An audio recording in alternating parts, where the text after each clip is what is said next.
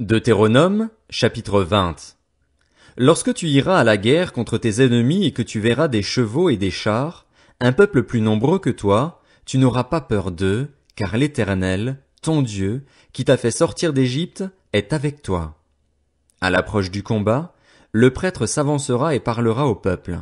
Il leur dira: Écoute, Israël, vous allez aujourd'hui livrer bataille à vos ennemis. Que votre cœur ne se trouble pas. N'ayez pas peur, ne vous laissez pas effrayer, ne soyez pas épouvantés devant eux, car l'Éternel, votre Dieu, marche avec vous pour combattre vos ennemis, pour vous sauver. Puis les officiers transmettront ces instructions au peuple. Qui a construit une maison neuve et ne l'a pas encore inaugurée? Qu'il s'en aille et retourne chez lui, de peur qu'il ne meure dans la bataille et que ce ne soit un autre qui l'inaugure. Qui a planté une vigne et n'en a pas encore joui? Qu'il s'en aille et retourne chez lui, de peur qu'il ne meure dans la bataille et que ce ne soit un autre qui en jouisse. Qui est fiancé à une femme et ne l'a pas encore épousée? Qu'il s'en aille et retourne chez lui, de peur qu'il ne meure dans la bataille et que ce ne soit un autre qui l'épouse. Les officiers continueront à transmettre ces instructions au peuple. Qui a peur et manque de courage? Qu'il s'en aille et retourne chez lui, afin que ses frères ne se découragent pas comme lui. Quand les officiers auront fini de parler au peuple, ils placeront les chefs des troupes à sa tête.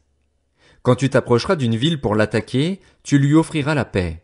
Si elle accepte la paix et t'ouvre ses portes, tu imposeras corvée et esclavage à tout le peuple qui s'y trouvera. Si elle n'accepte pas de faire la paix avec toi et qu'elle veuille te faire la guerre, alors tu l'assiégeras. Et une fois que l'Éternel, ton Dieu, l'aura livré entre tes mains, tu feras passer tous ces hommes au fil de l'épée.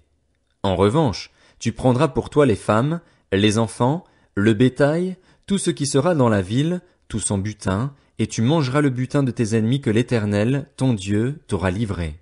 C'est ainsi que tu agiras envers toutes les villes qui sont très loin de toi et ne font pas partie de ces nations-ci. Mais dans les villes des peuples dont l'Éternel, ton Dieu, te donne le pays pour héritage, tu ne laisseras la vie à rien de ceux qui respirent. Oui, tu extermineras ces peuples, les Hittites, les Amoréens, les Cananéens, les Phéréziens, les Héviens et les Jébusiens, comme l'Éternel, ton Dieu, te l'a ordonné, afin qu'ils ne vous apprennent pas à imiter toutes les pratiques abominables auxquelles ils se livrent en l'honneur de leur Dieu, et que vous ne péchiez pas contre l'Éternel, votre Dieu. Si tu fais un long siège pour t'emparer d'une ville contre laquelle tu es en guerre, tu ne détruiras pas les arbres en y portant la hache. Tu t'en nourriras, mais tu ne les abattras pas. En effet, l'arbre des champs est-il un homme pour être assiégé par toi? En revanche, tu pourras détruire et abattre les arbres dont tu sauras qu'ils ne servent pas à la nourriture, et les utiliser pour construire des retranchements contre la ville qui te fait la guerre, jusqu'à ce qu'elle capitule. Deutéronome, chapitre 21. Si, dans le pays dont l'Éternel, ton Dieu, te donne la possession, l'on trouve étendu au milieu d'un champ un homme mort, sans que l'on sache qui l'a tué, tes anciens et tes juges iront mesurer les distances à partir du cadavre jusqu'aux villes des environs. Quand on aura déterminé quelle est la ville la plus proche du cadavre, les anciens de cette ville prendront une génisse qui n'ait jamais servi au travail ni été attelée avec un joug. Ils la feront descendre vers un torrent qui n'arrête jamais de couler et où il n'y ait ni culture ni semence, et là, ils lui briseront la nuque dans le torrent. Alors les prêtres, les descendants de Lévi, s'approcheront.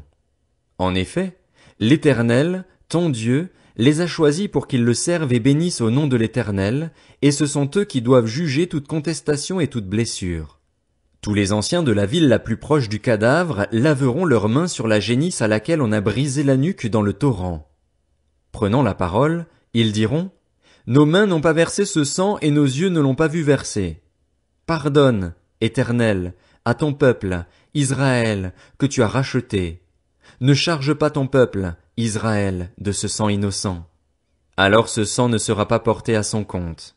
Ainsi, tu feras disparaître du milieu de toi le sang innocent en faisant ce qui est droit aux yeux de l'Éternel. Lorsque tu iras à la guerre contre tes ennemis, si l'Éternel les livre entre tes mains et que tu fasses des prisonniers parmi eux, peut-être verras-tu parmi les prisonnières une belle femme et auras-tu le désir de l'épouser. Alors tu la conduiras à l'intérieur de ta maison. Elle se rasera la tête, se coupera les ongles et quittera les vêtements qu'elle portait quand elle a été faite prisonnière. Elle habitera chez toi et elle pleurera son père et sa mère pendant 1 mois. Après cela, tu t'uniras à elle, tu deviendras son mari et elle sera ta femme. Si elle cesse de te plaire, tu la laisseras aller où elle voudra. Tu ne pourras pas la vendre pour de l'argent ni la traiter comme une esclave, parce que tu l'auras humiliée.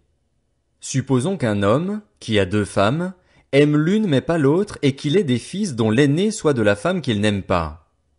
Quand il partagera son bien entre ses fils, il ne pourra pas reconnaître comme premier-né le fils de celle qu'il aime à la place du fils de celle qu'il n'aime pas et qui est vraiment l'aîné.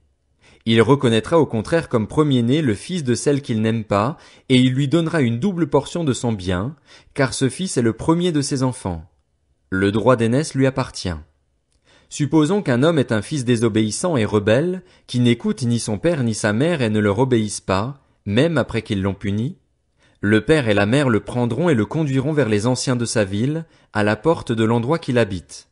Ils diront aux anciens de sa ville, « Voici notre fils qui est désobéissant et rebelle, qui ne nous écoute pas et qui se livre à des excès et à l'ivrognerie. » Tous les hommes de sa ville le lapideront, il sera puni de mort. Tu extirperas ainsi le mal du milieu de toi, afin que tous les Israélites en entendent parler et éprouvent de la crainte. Si tu exécutes un homme qui a commis un crime digne de mort et que tu le pendes à une potence, son cadavre ne passera pas la nuit sur le bois.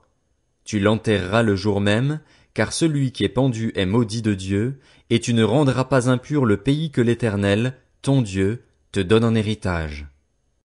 Deutéronome, chapitre 22. Si tu vois le bœuf ou la brebis de ton frère en train d'errer, tu ne les ignoreras pas, tu les ramèneras à ton frère.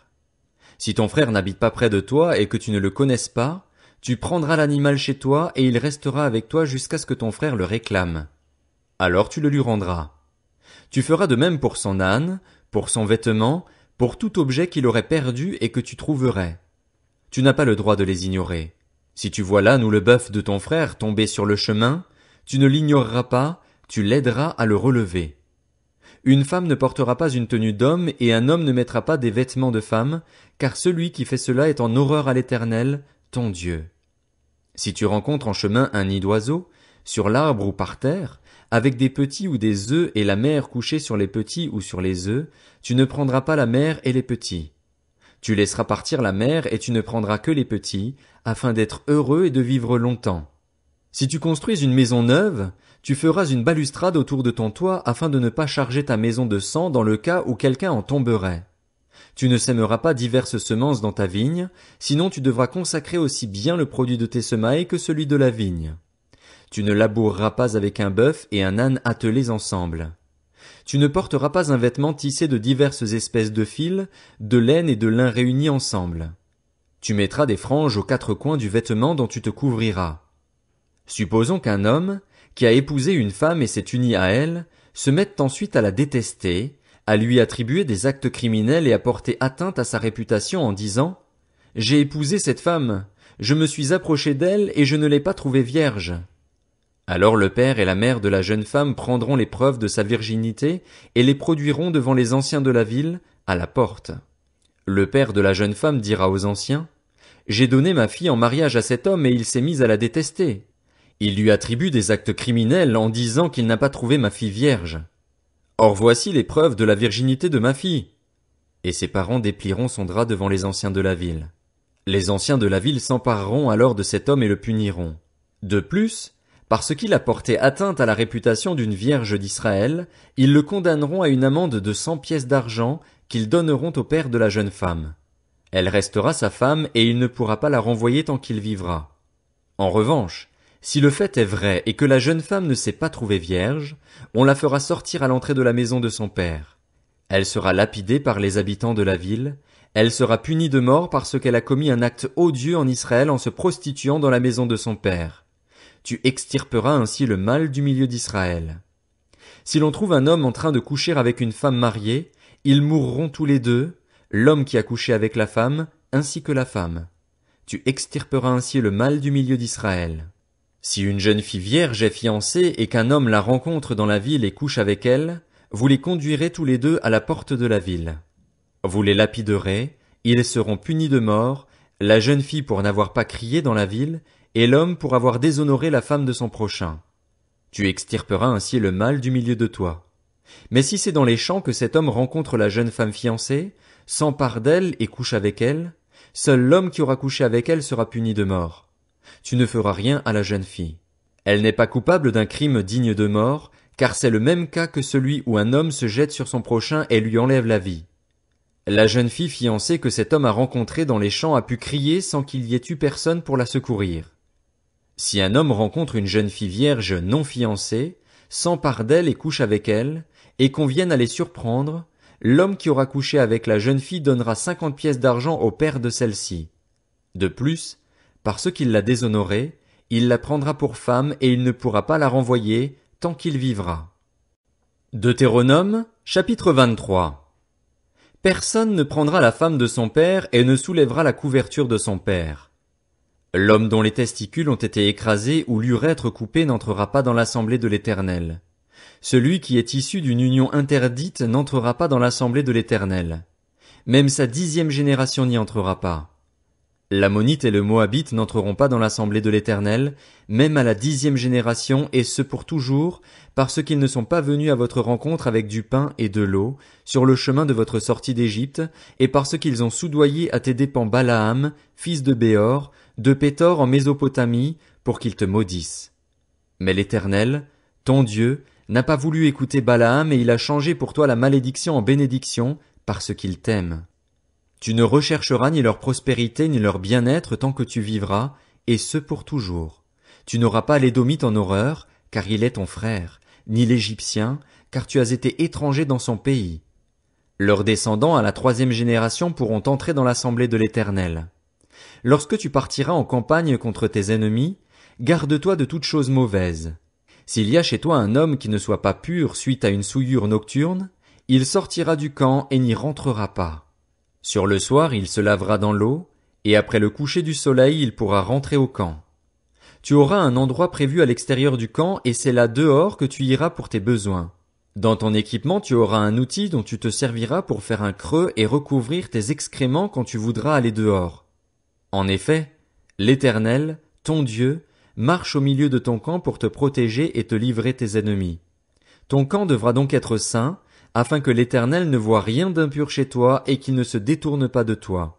Tu ne livreras pas à son maître un esclave qui se sera réfugié chez toi après l'avoir quitté. Il habitera avec toi, au milieu de toi, à l'endroit qu'il choisira dans l'une de tes villes, où bon lui semblera, tu ne l'exploiteras pas. Il n'y aura aucune prostituée parmi les filles d'Israël, ni aucun prostitué parmi les fils d'Israël.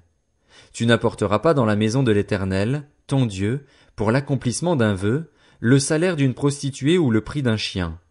En effet, l'un et l'autre sont en horreur à l'Éternel, ton Dieu.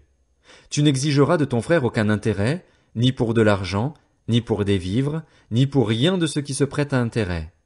Tu pourras exiger un intérêt de l'étranger, mais pas de ton frère, afin que l'Éternel, ton Dieu, te bénisse dans tout ce que tu entreprendras dans le pays dont tu vas entrer en possession.